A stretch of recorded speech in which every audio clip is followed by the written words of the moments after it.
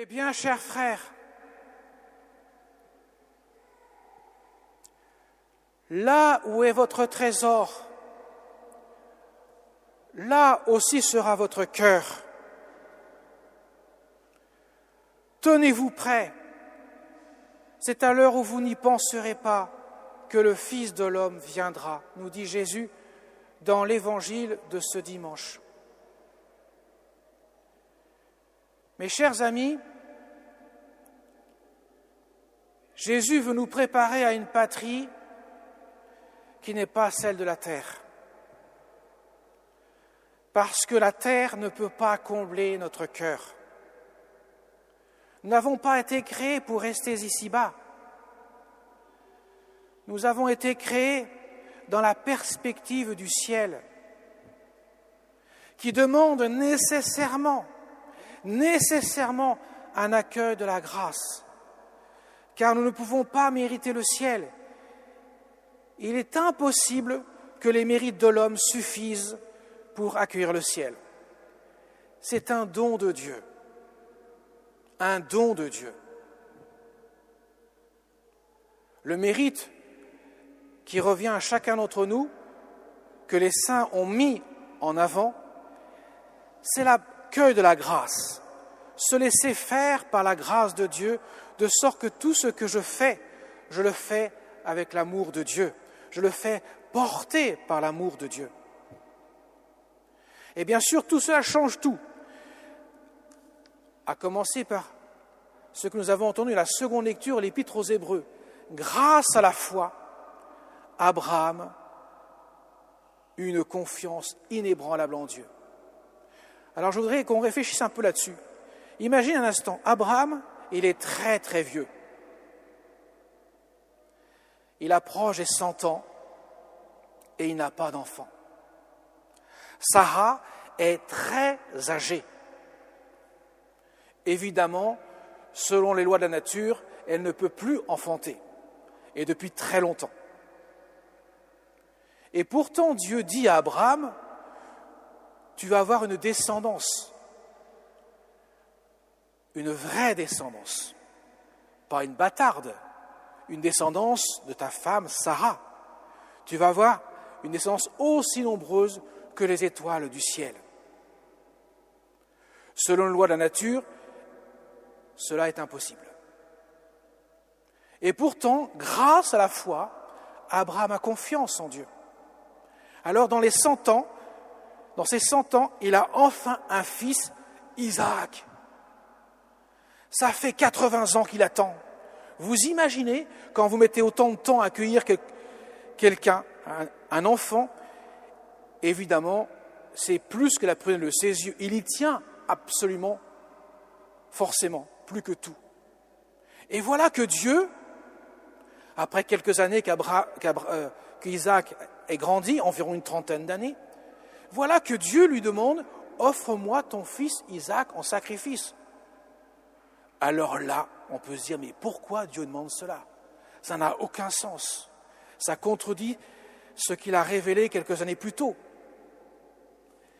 Et pourtant, l'Épître aux Hébreux nous dit « Grâce à la foi, quand il fut soumis à l'épreuve, Abraham offrit Isaac en sacrifice. » Car il savait, il pensait que Dieu est capable de ressusciter les morts, car c'est par Isaac qu'une descendance portera ton nom, Dieu avait dit à Abraham. Donc, par la foi, il n'hésite pas une seconde. Il va offrir son fils Isaac en sacrifice, comme Dieu lui demande. Alors on peut se poser la question, pourquoi Dieu demande cela ? Car a priori, ça n'a aucun sens. Humainement parlant, c'est vrai, ça n'a aucun sens. Mais tout simplement, l'Épître aux Hébreux nous révèle une fois de plus, il y a là une préfiguration. Ça veut dire que celui qui offre son fils en sacrifice, ce n'est pas tant Abraham que le Père des cieux qui offre le Fils unique, le Verbe incarné, Jésus sur le bois de la croix. C'est une préfiguration, une annonce d'un mystère qui va se dérouler environ 1850 ans plus tard. Mais voyez, Abraham aurait pu douter de Dieu. Dans l'épreuve, il aurait pu dire « Je refuse d'aller plus loin ». Non. Il a une confiance inébranlable en Dieu. C'est pour cela que c'est le Père, c'est notre Père dans la foi. Sa foi est extraordinaire. Il avait mis son trésor dans son cœur, dans la foi. Pas dans les choses de ce monde, qui n'y aurait pas permis d'avoir Isaac, mais dans le Dieu Tout-Puissant, dans lequel il a reconnu justement sa patrie. Car la patrie céleste, le ciel, mes chers amis, c'est Dieu lui-même. C'est l'infini, c'est l'absolu. Il n'y a que Dieu qui est l'infini absolu. Et notre cœur a soif d'infini et d'absolu. C'est Dieu lui-même. Abraham se disait, quand j'ai Dieu avec moi, si j'ai Dieu dans mon cœur, il ne me manque rien. Dieu peut me demander les épreuves faire vivre les épreuves les plus importantes qu'elles soient. Je ne crains rien avec lui, car il a mis son cœur dans le vrai trésor. Il a mis son ardeur à désirer la vraie patrie, celle du ciel. Alors pour nous, c'est une vraie leçon, mes chers amis. Abraham n'a pas connu Jésus-Christ. Il a vécu avant Jésus-Christ. Bien que Jésus ait dit « Abraham désirait voir mon jour », il ne l'a pas vu. Sur terre, bien sûr. Voyez, Dieu nous conduit, nous qui avons reçu la grâce du Christ, nous qui avons été plongés dans l'eau du baptême et qui sommes devenus enfants de Dieu, revêtus du Christ, nous qui sommes passés par la mort et la résurrection du Christ dans le baptême. Symboliquement, le plongeon dans l'eau signifie la mort du Christ en croix. Et le surgissement de l'eau signifie la vie éternelle, la résurrection d'entre les morts. C'est le passage de cette vie à l'éternité, de cette patrie à la patrie céleste. Autrement dit, nous sommes en pèlerinage sur terre. Nous sommes des pèlerins. Alors on peut se demander, mais pourquoi Jésus faut-il que nous vivions sur terre si notre vraie patrie est le ciel? Pourquoi n'allons pas nous directement au ciel, puisque tu as vaincu la mort sur la croix? Parce que mes chers amis, Dieu nous demande d'accueillir la grâce. Elle n'est pas plaquée sur nous. Il ne conduit personne par la force. Car la grâce de Dieu, qui nous conduit à Dieu, nécessairement demande l'accueil de l'amour qu'il nous donne. Et qui dit amour dit forcément un échange et non pas une obligation. Sinon, il nous aurait créés sans intelligence et sans volonté. Mais précisément, notre intelligence est là pour discerner le vrai Dieu, le vrai trésor. Et la volonté nous est donnée pour pouvoir la désirer profondément, la vouloir. Et cela passe par l'accueil de la grâce de Dieu qui va se manifester dans notre quotidien par l'application des commandements que Jésus nous donne.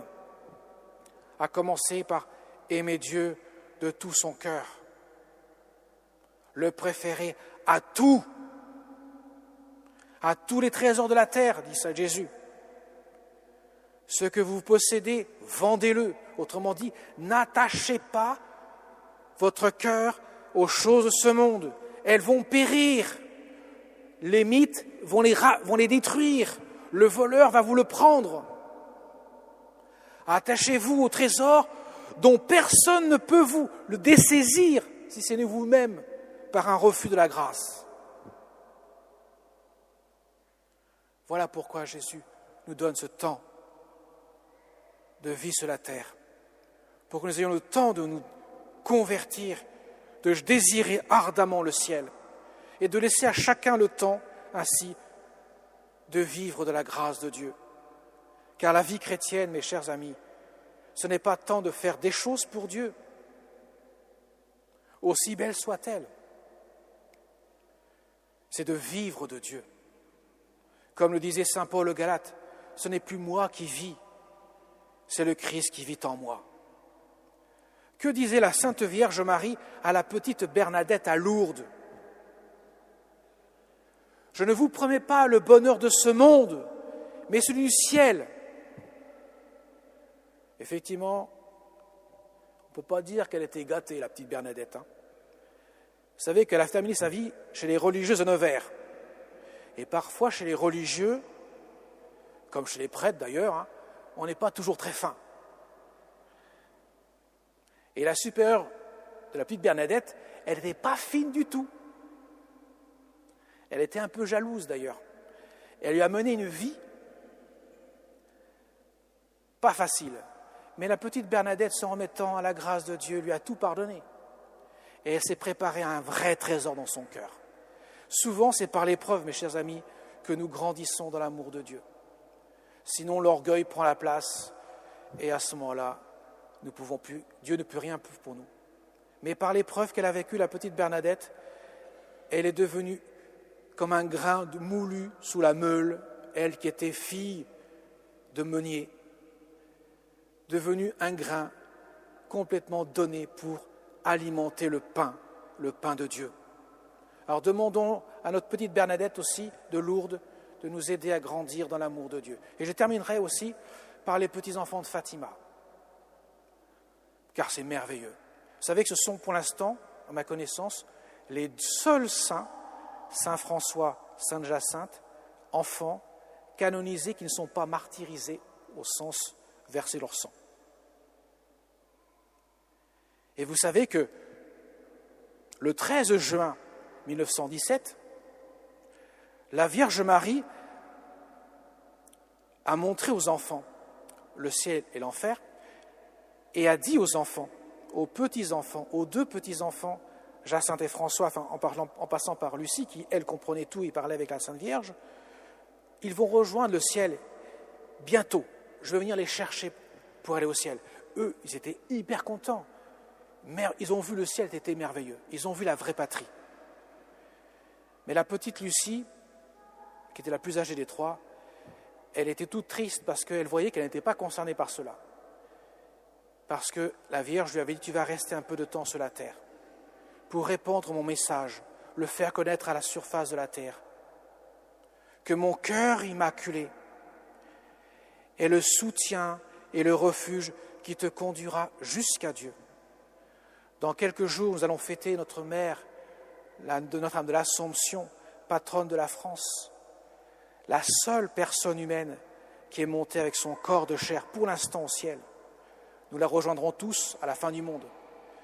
Demandons-lui, avec l'intercession de ses petits-enfants, de notre Mère du ciel, de nous préparer notre cœur pour le vrai trésor du ciel. Amen.